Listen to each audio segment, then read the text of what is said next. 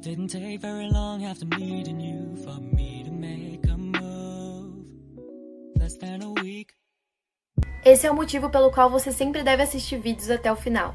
Em 2003, uma mulher voltou para casa dela quando ela viu que a porta estava destrancada. Quando ela entrou no apartamento, ela viu que nada tinha sumido ou estava diferente, então ela assumiu que ela mesma tinha deixado daquele jeito. Só que isso começou a acontecer todos os dias, ela chegava em casa e a porta estava sempre destrancada. Ela então decidiu comprar uma câmera e colocar apontada para a porta da frente para ver o que estava acontecendo. No dia seguinte, quando a porta estava de novo destrancada, ela resolveu olhar as filmagens. O que ela viu foi um homem alto e assustador entrando na casa dela, olhando para os lados e indo em direção ao quarto dela, que não tinha câmera. Ela então, desesperada, saiu correndo do apartamento e ligou para a polícia. A polícia então disse para ela ficar calma e voltar para o apartamento, que eles iam colocar um policial do lado de fora da casa dela para ela se sentir mais segura. Ela então voltou pro quarto dela, sentou na cama completamente horrorizada e lembrou que ela tinha visto o homem entrando na casa dela, mas não saindo. Foi nesse mesmo momento que ela começou a sentir uma respiração nos tornozelos. Quando o policial entrou na casa, então, ele viu esse mesmo homem alto e assustador embaixo da cama dela, segurando uma faca e uma câmera. O dia que a cliente perguntou se eu poderia maquiar a filha dela, que ia ser noiva, por R$50. E essa história é eita atrás de eita. Como vocês já sabem, em alguns casamentos, nós, maquiadores, penteadistas, ficamos pra dar alguns retoques na noiva. Nesse casamento, a noiva pediu pra gente ficar na festa, reservou uma mesa só pra gente, que era da equipe, inclusive fotógrafo e tudo mais. Ela nos recepcionou assim muito bem. E aí tudo bem, né? A maquiagem dela tava linda, o cabelo também, né? No decorrer da festa, muitas pessoas foram perguntando: menina, quem fez tua make? Aí, como eu tava na festa, ela falando: olha, foi Débora, ela tá em tal mesa e tudo mais. Algumas pessoas vieram até mim, inclusive fechei trabalho lá na festa. Até que uma dessas pessoas chegou uma senhora. Chegou ela e a filha dela bem atrás. Ela deu boa noite, se apresentou, parecia ser uma pessoa assim, né? Bem. Aí ela começou a falar: não, porque eu gostei muito da maquiagem, eu só, né? Meu Deus, obrigada, né? Só agradecer. Aí, ao invés dela perguntar pra mim quanto que era o meu trabalho, ela falou assim: então, eu queria saber se teria como fazer a maquiagem da minha filha pro casamento dela. O casamento é semana que vem. Primeiro que eu já não tinha mais nem agenda. Ai, Débora, esse negócio de casamento e tudo mais, tu sabe como é, né? Porque tu é maquiadora há muito tempo, né? Tu sabe como é que é esse negócio de casamento. A gente gasta muito, é muita coisa. E eu estou concordando, né? Já sabendo que eu não ia fazer, porque eu não tinha agenda pra semana que vem. Foi aí que ela completou: então, teria como tu fazer a maquiagem dela assim por R$50? Porque, menina, eu tô tão apertada. Parte 2. Aí, como eu tava falando pra vocês, ela me perguntou: Débora, teria como você fazer a maquiagem dela por R$50? Gente, onde que se faz uma maquiagem de noiva por R$50? Meu amor, R$50 paga nem meu Uber. Eu lembro que ela não deixou nem eu responder assim na hora, ela ficava atropelando as próprias falas dela. Não sei se era pra eu abstrair do fato de ser R$50. Aí eu respondi pra ela: olha, infelizmente eu não tenho uma agenda pro final de semana que vem. E o meu valor não é R$50, nem a maquiagem social. E a maquiagem de noiva é um pouco mais cara. A mulher que tava com um sorriso aqui, assim, ó, super me elogiando, sugou a cara dela assim, fechou. Aí ela olhou pra mim e falou assim: é porque seria, Débora, quase que uma boa ação pra pagar o local, cerimonialista, vestido de noiva, cabelo, unha. Tem. Agora, pra pagar a maquiagem, não tem. Não entendi. Pra maquiagem tem que ser uma boa ação. E foi aí que eu tive o pulo do gato. Aí eu falei assim: como é o nome da senhora? Aí ela falou, né? Gente, mais idosa tem costume de falar nome e sobrenome. Aí ela falou. Aí eu falei: olha, fulana. Realmente, assim, não dá pra mim. Geralmente, quando não dá, eu indico algum amigo, né? Mas claro que eu não ia indicar ninguém pra fazer maquiagem por R$50. Mas, assim, agradeci, né? Pelos elogios e tudo mais. Aí ela foi embora. E aí, o que foi que eu fiz? Que eu não sou besta. Fui olhar o perfil dela. Olhei o perfil dela, olhei o perfil da filha dela. Minha gente, tá. A mulher tinha lipo HD, tinha silicone, tinha foto em lancha e querendo que eu fizesse uma boa ação. Ainda bem que eu não tinha nem agenda, porque do jeito que eu sou besta, era capaz de fazer. E aí foi isso. A filha dela, depois de um tempo, ficou me seguindo e tal. Mas também não falou mais nada de fazer maquiagem, não. O casamento da filha dela foi um luxo, minha filha, porque eu fiz questão de olhar, tá? E a mulher queria me pagar R$50? Aqui não, tá? No aniversário de 15 anos da minha prima, eu fiquei com o irmão do namorado dela. Esse menino, ele já dava em cima de mim o maior tempão e eu nunca quis, sabe? Só que ali na festa, eu tava sozinha, tava um clima de pegação, um monte de gente namorando e eu sozinha. Então eu resolvi deixar rolar. Só que esse menino, ele tava namorando e eu não sabia, porque ele me disse que tava solteiro. E aí um festão daquele, o menino sozinho, como que eu ia adivinhar que ele tinha namorada? E aí, quando a minha prima viu que a gente tava ficando, ela veio pra cima de mim muito brava, fez o maior barraco na festa dela, porque, pelo que eu entendi, essa namorada dele era muito amiga da minha prima. E aí a minha prima começou a me xingar, sabe, no meio de todo mundo, falando assim que eu era talarica, que eu não respeitava ninguém, que a namorada do menino não merecia aquilo. E eu falei assim, prima, eu não sabia que ele namorava. Ele me disse que estava solteiro, então como que eu ia adivinhar? Mas ela não acreditou, ela não queria nem saber, ela continuou, falou assim, mentira, eu te conheço muito bem, você não vale nada, não respeita ninguém. E por final, depois de muito gritar, depois de muito me humilhar, ela me expulsou da festa dela. Eu saí de lá chorando. E assim, eu tava mais, era com vergonha, sabe? Todo mundo tava vendo aquilo, todo mundo parou pra prestar atenção no escândalo da minha prima. E eu fiquei magoada também, porque apesar da gente não ser aquelas primas muito grudadas, ela é a minha prima. Ela deveria ter acreditado em mim e não ter me ridicularizado daquela forma na frente de todo mundo. E aí depois disso também eu me afastei dela, não quis nem saber, bloqueei em todas as redes sociais, porque eu não queria nem contato. Depois que eu bloqueei a minha prima, o namorado dela me mandou mensagem. Ele disse assim, nossa, a Daiane não deveria ter feito aquilo com você.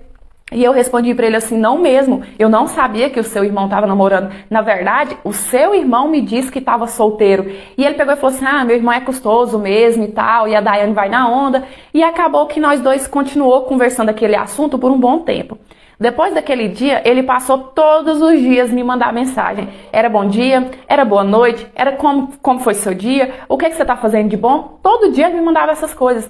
E aí um dia eu falei assim pra ele, olha, eu acho melhor você não ficar me mandando mensagem, porque a Daiane já me odeia, já acha que, né, eu não presto, que eu sou talarica. Imagina só se ela sonhar que a gente tá conversando, ela vai querer me matar. E aí ele pegou e falou assim, a Daiane, ela tem uns surtos assim, nada a ver, sabe? Ela cria umas coisas da cabeça dela. E ele pegou e falou assim, ah, mas ela não precisa saber que a gente tá conversando, não, vai? Nessa hora eu saquei muito bem aonde ele queria chegar comigo, aonde essa conversa ia dar se eu continuasse falando com ele. Então eu simplesmente parei de responder e ele ficava insistindo. Todo dia ele me mandava mensagem, ele tentava ligar, sabe? E era assim, tipo, todo dia mesmo. Até que por fim eu me cansei e eu bloqueei ele pra não ver essas mensagens dele. E aí tá, os dias foi passando, eu não tinha notícias dos dois mais, eu não via ele, não via ela, tava seguindo a minha vida normal. Até que eu fiquei sabendo que os dois tinham terminado. E aí chegou nos meus ouvidos um bochicho que a causa da separação dos dois era eu. E eu falei assim, oxe, como assim, né? Eu faz um tempão que eu não vejo nem ela, nem ele, não falo com nenhum dos dois. Tô quietinha aqui no meu canto, o que que eu tenho a ver com a separação dos dois? Só que, como ninguém não veio me falar isso diretamente, eu também não fui atrás saber de conversa não, fiquei quieta na minha. E aí um dia a minha mãe chegou em casa meio inquieta e falou assim, minha filha, a sua prima tá colocando seu nome na boca dos cachorros aqui no bairro. Tá falando pra Deus e todo mundo que você ficou com o namorado dela de propósito só pra poder se vingar daquela confusão que aconteceu no aniversário dela. E a minha mãe ainda perguntou, falou assim, minha filha, isso é verdade? Eu falei, é óbvio que não, mãe. E aí minha mãe ficou brava também, falou assim, então nós vamos lá na casa da sua tia agora pra poder resolver essa conversa, pra acabar com essa fofoca. A gente chegou lá e a minha prima confirmou toda essa história, que realmente eles tinham terminado por minha culpa. E eu falei assim, como assim? O que que eu fiz? E ela pegou e falou assim, eu vi ele conversando com você, eu vi que ele estava conversando com você através de mensagem, e quando eu fui pegar o celular dele pra ver o que que vocês dois estavam conversando, ele não deixou, ele escondeu o celular. Falei pra ela, ah tá, então daí, mais uma vez, você já julgou que a errada da história era eu. E aí ela começou a gaguejar, sabe, toda nervosa. Peguei meu celular e falei assim, Daiane, vem cá, eu vou te mostrar a conversa que você tanto queria ver. E aí eu peguei e mostrei tudo pra ela. Mostrei que ele que ficava dando em cima de mim. Mostrei, inclusive, que eu bloqueei ele pra ele não ficar me mandando mensagem mais. Então, ou seja, ela viu muito bem ali que quem dava em cima de mim era ele. E não eu que dava moral pra ele. Só que quando ela viu ali tudo, sabe, que ela viu que eu não tinha nada a ver, que eu bloqueei pra tentar evitar, sabe o que que ela falou pra mim? Ela virou pra mim e falou assim, ah, mas você tem a sua parcela de culpa. Falei, como assim, Daiane? Você tá vendo as conversas? Ela falou assim, olha o jeito que você se veste, com esses seus decotes, com essa sua roupa curta, qualquer homem vai dar em cima de você mesmo, você fica provocando. Sério, eu não queria acreditar que ela estava falando aquilo. Ela estava tentando dizer que eu era culpada do namorado dela estar dando em cima de mim por causa das roupas que eu vestia. Não, sério, eu nem discuti com ela porque eu não tenho paciência com esse tipo de gente machista que acha que de qualquer forma a mulher é culpada. Eu simplesmente me afastei, deixei ela pra lá, porque de verdade eu não tenho paciência de tentar explicar pra essa pessoa que o corpo é meu e que o homem deve me respeitar apesar de qualquer coisa. Então eu só me afastei. E o que eu tenho a dizer é que infelizmente, enquanto a sociedade for machista, enquanto as pessoas colocar sempre a culpa na mulher, ai, mas ela é culpada pelo jeito que ela sentou, ela é culpada pela roupa que ela vestiu, enquanto a sociedade for machista assim, sempre vai existir homens que se acham no direito de assediar, ou pior, que se acham no direito de...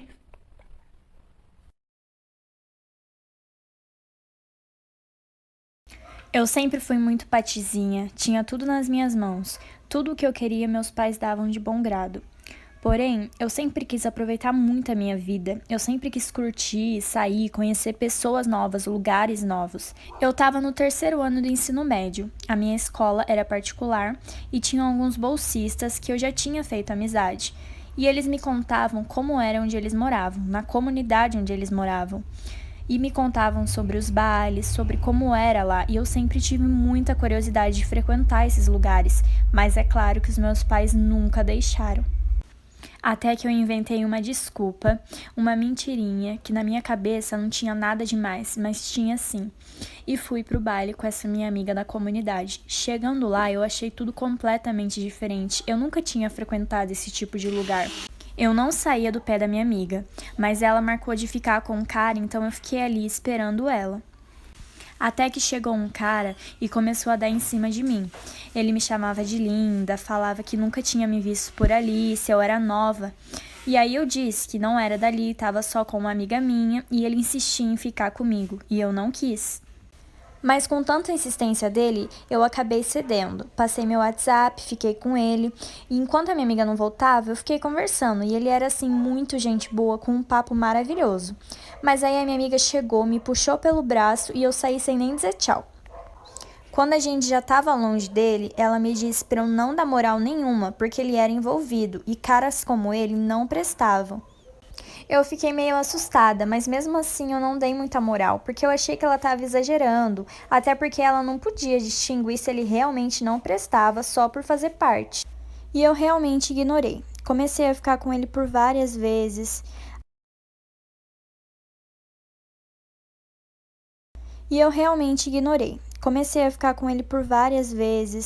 A gente chegava a se ver 3 vezes por semana.